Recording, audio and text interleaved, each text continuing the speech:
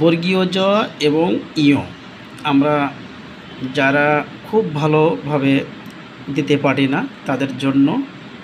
বন্ধুরা দেখো তো আমার এই লেখাটা তোমাদের কেমন লাগে, মনে হয় তোমাদের পছন্দ হবে। ঠিক বর্গীয় জর টানটা আমরা এমনভাবে দেব, ঠিক এখান থেকে আরেকটি রেখা ডান দিকে এসে নিচের দিকে একটু বাঁকা করে নিচে নামিয়ে দেব। হয়ে গেল বর্গীয় জ।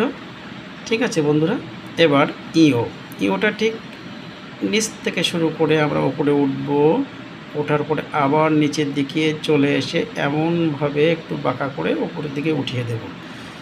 তারপর ঠিক মাঝখান থেকে আমরা এমনভাবে দুটি চিহ্ন আমরা এঁকে দেব। হয়ে গেল ইয়। তা ভিডিওটি যদি বা তোমাদের ভালো লাগে অবশ্য বেশি বেশি শেয়ার করবে এবং কমেন্টস করবে। ওকে, অনেক অনেক শুভকামনা।